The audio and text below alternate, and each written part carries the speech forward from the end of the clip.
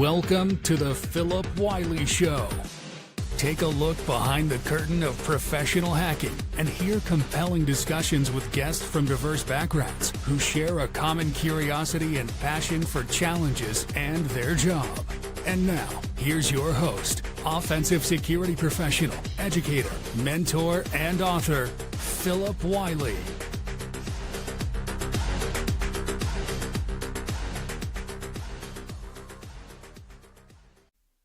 Hello and welcome to another episode of the Phillip Wylie Show. I'm excited to have Lauren Andrus joining me today, my friend from HOU.SEC.CON. So we've known each other for several years through HOU.SEC.CON. And one of the things I've tried to do different with this podcast, before my previous podcast, the Hacker Factory, I would have people on, and it started out mainly focused on offensive security. And then I kind of saw along the way that the other security topics need to be discussed. And it was pretty much limited to security. But when I started this podcast, I wanted to include marketing and content creation, because even if you're a security professional, things you can learn from that could be very important. So welcome to the show, Lauren. Thank you for having me. Good to have you on. I know you're usually on the producer side of the podcast. Yes. Yeah. It's weird being on this side, but appreciate you having me either way. But good. It's good because it's a valuable insight to share with the listeners. And also, I'm sure you have some great insights for anyone that's wanting to start a podcast as well. Mm-hmm. Yeah, no, would love to talk more about that. Sure. So why don't you share your origin story with our guests, kind of how you got started, your education up until what you're doing now?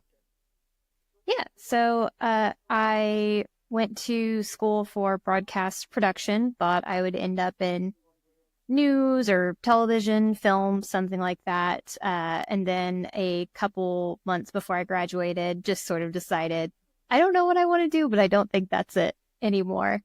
So I ended up, first real job out of college was at a company that does CTRM software implementations for oil and gas.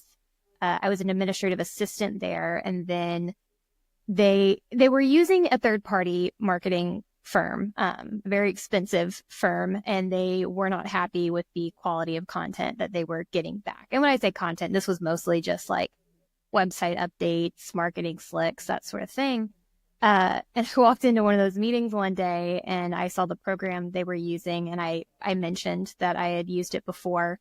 And my boss said, okay, great. In that case, we're going to fire this company and you are going to step in and you're going to take over marketing. So I was really just thrown into the deep end, learned a lot of stuff on the fly, a lot of Google, a lot of YouTube, a lot of just figuring it out as I went. So that was how I just got into marketing, period, really just accidentally landed in it. And then from there, a couple jobs, ended up at my first cybersecurity job with Set Solutions, who was a reseller. They've recently been acquired by Trace3. But I had a great 4 years there. And then you and I met there. Actually, you came and did our podcast. I remember you told your story about wrestling a bear, and then you guys just very casually moved on to other topics. And I was like, we're not going to dive into that at all. We're just going to skate right past it. But yeah, no, I had a great run there, really enjoyed it. And then after the acquisition, they were shifting some things around. And our mutual friend, Michael Farnham, asked me to come on to HOU.SEC.CON. I had been doing a lot of volunteer work for them for the last 3 years before that, was very familiar with the program and what it looked like, so moved into a full-time role. That worked out really great. Michael's a good guy, so at least it's nice that your next move, you went to work for someone you knew and you'd worked with, so that's great. Mm-hmm. Yeah, him, Sam, Gary, I mean, those guys are great. They've been doing this for a long time. They've built a really, really great conference and a great community. So it's been fun to be able to step into that. So as far as marketing goes, how did what you're doing now, what you've done is different than what you learned in school? So, broadcast production, I actually had to do quite a few things that I am using now that I didn't think I would ever use again. So I worked in a studio. I worked on the news crew in college. I worked for the radio station as well. All things that I just didn't think I was going to do anymore. So it was really funny when I moved into set. even then, I would say historically, a lot of what I did was digital marketing, white papers and sales slicks and websites and that kind of stuff. I wasn't really doing anything with video or audio.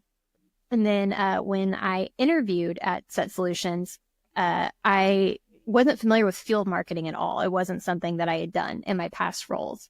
So I interviewed, I'm telling them all about my digital marketing skills. And they're like, can you plan a party though? Like, can you do an event? So that was October of 2019. So of course, just a couple months later, all of those events were shut down and we weren't doing those anymore. And we had to pivot really fast. And so that was when I got to finally dust off those broadcast production skills, get back into video, get back into audio. And Ready, Set, Secure was actually the first podcast that I did. I hadn't done one before that, but I had worked, like I said, in my college radio station. So was able to pick that up. Our first episodes were a little rough, but it evolved really quickly. Once we were back in person, we were able to go from at home to sort of a mini studio setup, and we had that for a year or so. We probably would have kept that, but the office we were in, someone managed to put a flat screen right on the other side of that wall. So as we're recording, we hear that. But it allowed me to position to move to an actual studio. We had a very, very cool podcast studio over at Set Solutions. One of the coolest things that I've built to date. It was all soundproofed and lights. It was a very legit studio. Yeah, it was a very, very nice. That's kind of cool that you get to set up a good studio, because some places you just kind of do with what you got and not set up a nice studio environment that you really require for doing podcasts. It felt very professional. It was really cool. So how did you enjoy the podcasting? So is that, that's, an extension of your skills and kind of get to leverage some of the other things you learn. So how have you enjoyed the podcasting part of things? I've loved doing that. So we've got a new one up for HOU.SEC.CON. It's called HOU.SEC.CAST. You can get it in the same place you're getting this podcast. But no, it's been a lot of fun. I think podcasting is one of the best things your organization can do. It's a very light lift. It's not super expensive to put together. If you have subject matter experts that can talk to others in your field, it's a very low cost way to get your message out there. And then additionally, it creates so much more content than just the one show. You can do clips, you can do audiograms, you can write blog posts off of it. I mean, you can take that one piece and really go a million directions with it. So it's, again, even being super low cost, there's a lot of bang for your buck when it comes to a podcast. Yeah, and it's really interesting. They seem to be really catching on more, and especially around the pandemic, a lot of people started getting into podcasting. It was kind of interesting too, how more difficult it was to find sound equipment during the pandemic, because I was looking for a better mic.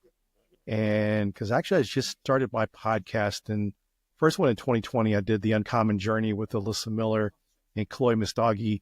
And so I'd had like a cheaper mic and I wanted to get something better. So I went to Guitar Center and they were sold out of mics, because along with podcasts, a lot of churches were starting to do record their sermons and do live streams of their sermons. So audio and video equipment was being bought up pretty quickly.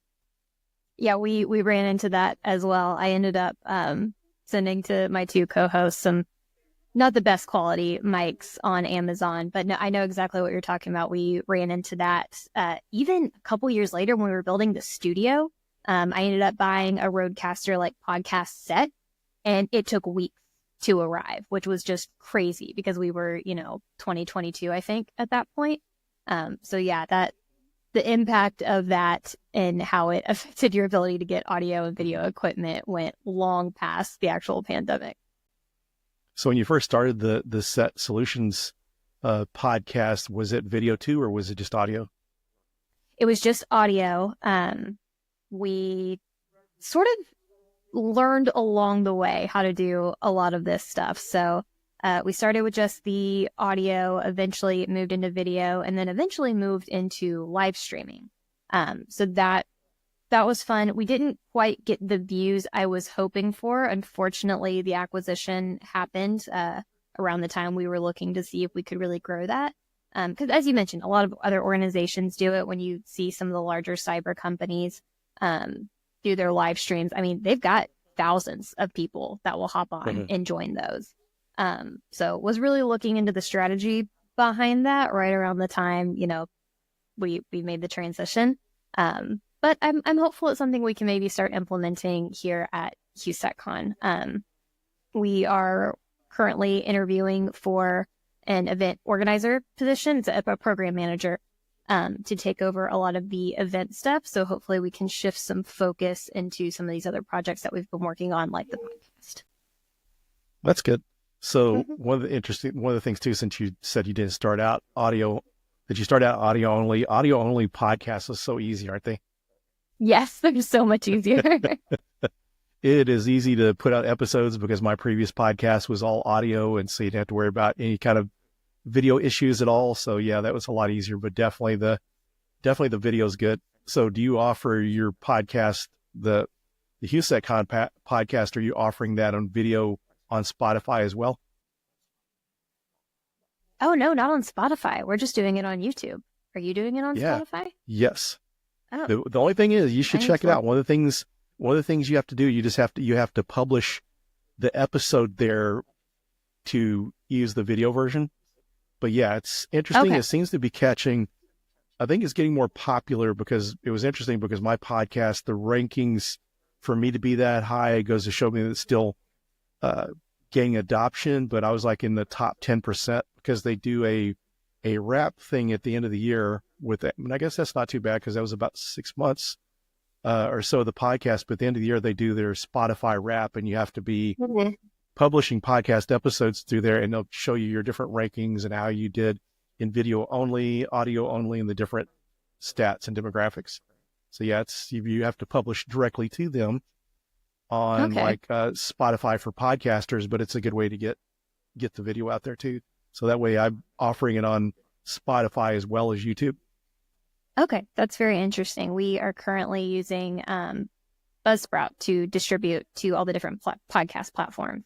So it sounds like we would need to create an account directly with Spotify to get this out. Yeah. Okay, Then I guess with Buzzsprout, you would just quit publishing to Spotify because Spotify would take care of audio only and video only stuff. Very interesting. Little behind the scenes of how some of these work. Yeah. Yeah, it's one of the things that's fun about this episode because it's always fun to discuss and geek out on other topics outside of cybersecurity. I love cybersecurity and offensive security, but it's nice to have conversations with people when you're talking marketing and podcasting and content creation. Absolutely. Yeah. So you mentioned you work at the radio station. So this was an internship while you were in school? No, it was actually part of my degree program. So we had our own internal radio station. And one of my classes, it was required that you had to DJ a couple of times a week, or one time a week. You had to do it over that semester. If I remember correctly, my spot was at like 5:30 or 6 in the morning. It was a horrible, horrible time slot. Did it turn you into a morning person? Not really, no. I am now, but definitely not at 20 years old or whenever I was doing this. So yeah, it was. I'm sorry. Go ahead. I was just saying it was a good experience. Yeah, that's good. Yeah, it's one of the things too. It seems like from the security field, people getting jobs that if they've done any kind of internships or have opportunities within organizations, their college, that they get to do work there using those skills. So it's when you don't have those skills, trying to get a foot in the door in the real world, it's a little more difficult. So, So for anyone that wanted to get into podcasting, content creation, or marketing, what would you recommend education wise? So education wise, honestly, I don't think you need any particular degree or really even certification for something like this. I think it's something that if you have a knack for it, fortunately, you don't need a lot of expensive tools or equipment to get this done. There's all kinds of free platforms you can use to distribute things like podcasts and blogs. I think you can easily put together a portfolio to start sort of shopping around. I think someone who seriously wanted to consider getting into it, they do offer entry-level jobs where you can learn a lot of those basics and you can start figuring out what your niche is. I think that's one of the most important things that you need to consider. We talked a little bit before. Historically, I've only done marketing for services. I've never done product-specific marketing, and they're two very different skill sets. So I think if someone specifically wanted to get into content creation, I think one, you just get on YouTube, get on Google, just start learning how to create, whether that's podcast or video or blog or websites, whatever it is you want to do. There are definitely, courses and stuff that will help you learn that in a more condensed and organized manner. But me personally, a lot of what I learned, I just picked up as I needed to learn it.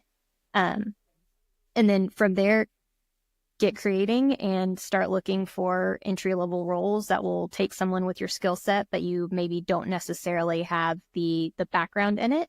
And I think you can work your way up from there. I mean, that's what I did. I've worked at 3 different spots now doing marketing and now doing that full-time at HOU.SEC.CON. Yeah, one of the interesting things about content creation and how it's kind of helped people in the cybersecurity space, because if in case you're not familiar, there's Serena that's over at Black Hills now. She's like from the Dallas area. She used to do Cisco videos on Cisco networking. She worked for Cisco. So she was doing TikTok videos, and then she started doing cybersecurity videos, and she had the networking experience, but Black Hills saw the content she was creating. They recruited her over there because they saw that she had the technical aptitude to learn pen testing in cybersecurity, and she had the content creation skills. So that opened up a door for her. And it's kind of interesting. Absolutely. Along those same lines too. I saw someone else recently, Daniel Lowry. He used to be at IT Pro TV. I guess they must have went through some layoffs because several people there had lost their job, and he did a lot of videos for them. And he just recently went to work for Black Hills too. So it's kind of interesting to see how that's helped people in the security space get jobs. Absolutely. I mean, I would think even you would probably be a great example of that. I mean, you're very visible on all the platforms. I know you've been with a few different places now, but a lot of times it's been in sort of a hybrid role, not just doing maybe on the security side, but also some evangelist stuff, right? Yes.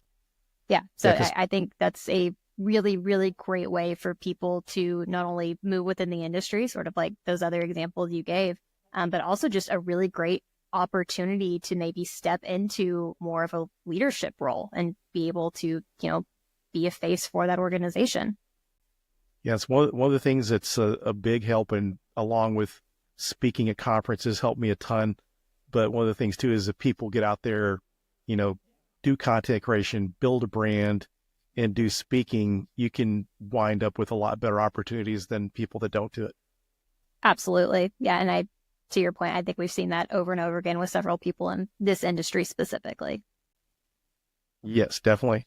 So wanted to get into discussing HOU.SEC.CON. So how has that been kind of shifting to more of a full-time role, helping with the conference? Because I know you've grown into 3 conferences now. So you wouldn't mind just kind of sharing about the history of HOU.SEC.CON and kind of your experience helping run HOU.SEC.CON.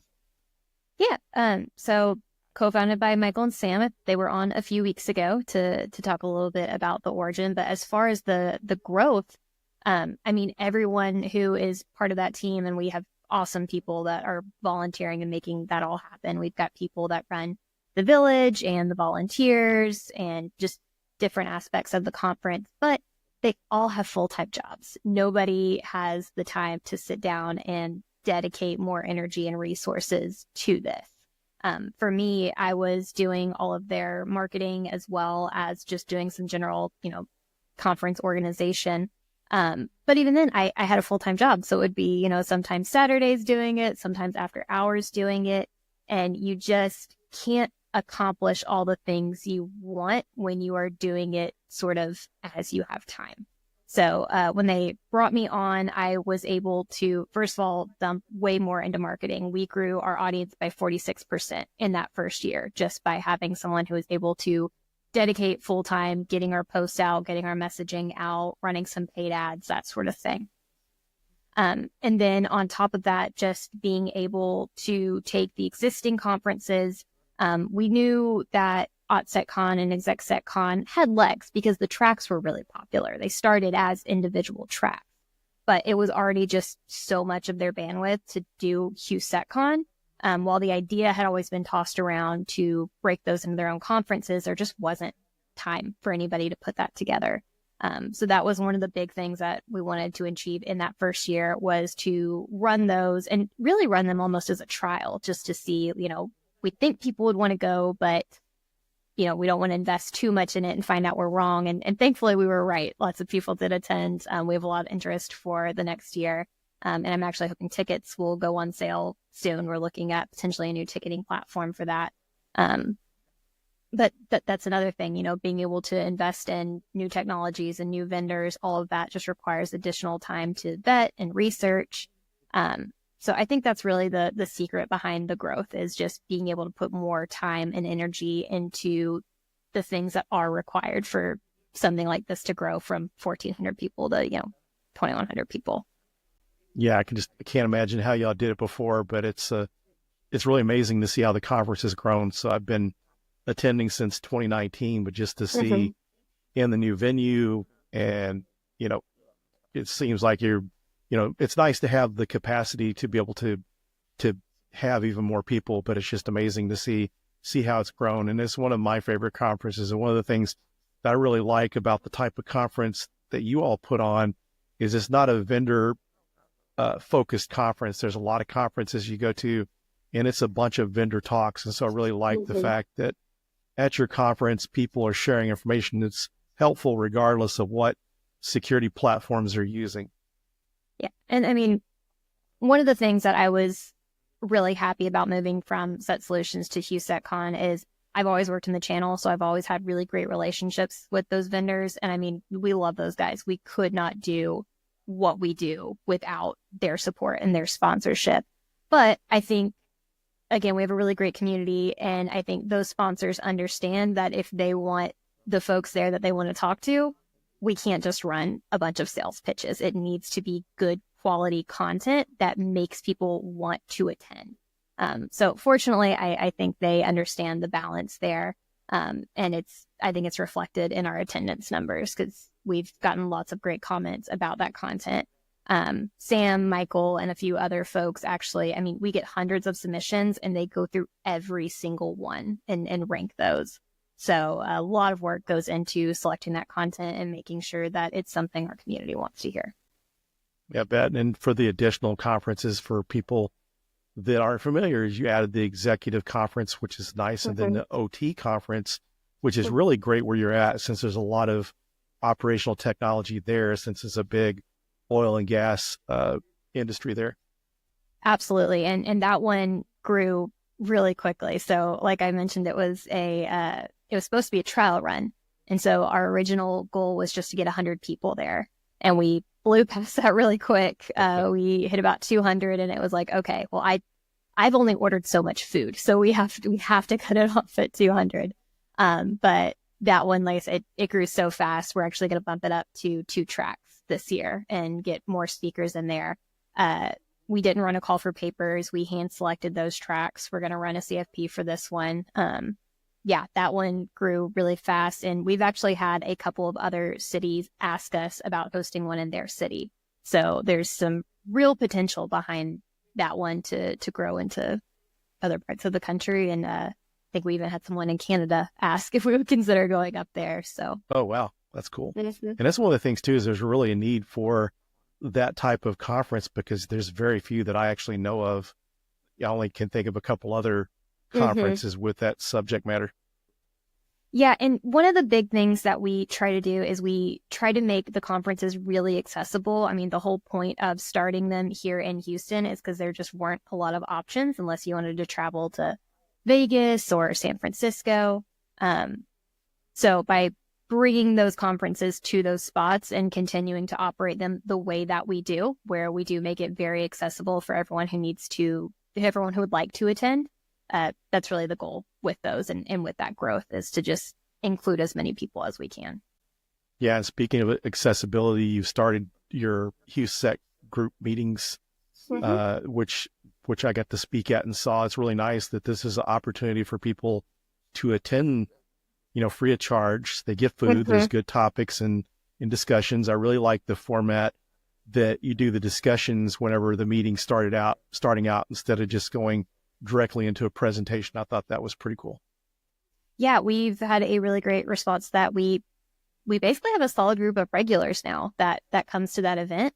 And then if you were at HOU.SEC.CON and you saw little crow logos that were everywhere, that HOU.SEC.CON group grew out of that user group. They had already had like a website. They were sort of poking fun at the name. If you read HOU.SEC.CON all as one, it looks kind of like HOU.SEC.CON. So it started as a joke, as a gag. But it was a group of really great guys. What are the goons? I think they call them for DEF CON.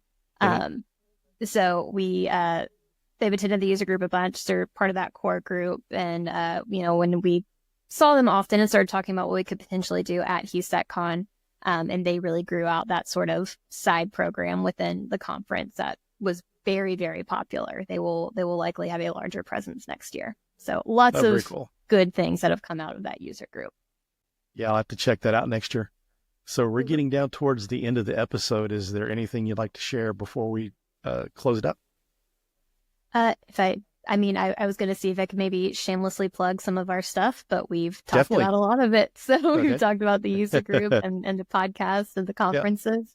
No, you can find us on all the socials. Most of them are at HOU.SEC.CON. If not, they might be at Houston Security Conference. I think that's what our YouTube channel is under. But no, thanks for letting me come on and talk. You're welcome. HOU.SEC.CON. Yeah, thanks for taking time in your busy schedule. It's always a pleasure to get to chat with you. I know most of the time, HOU.SEC.CON, you're busy. We don't get to talk much, so it's good to get to sit down and kind of learn a little bit more about your background. And I think you're doing awesome work. I think HOU.SEC.CON is a great resource. And for the folks listening, we're going to share in the show notes all the social media links and links for HOU.SEC.CON, so you'll be able to find those as well as their podcast. Awesome. Thanks, Phil. Thank you. Thanks, everyone, and we'll see you on the next episode. Thank you for listening to the Phillip Wylie Show. Make sure you subscribe so you don't miss any future episodes. In the meantime, to learn more about Phillip, go to thehackermaker.com and connect with him on LinkedIn and Twitter at Phillip Wylie. Until next time.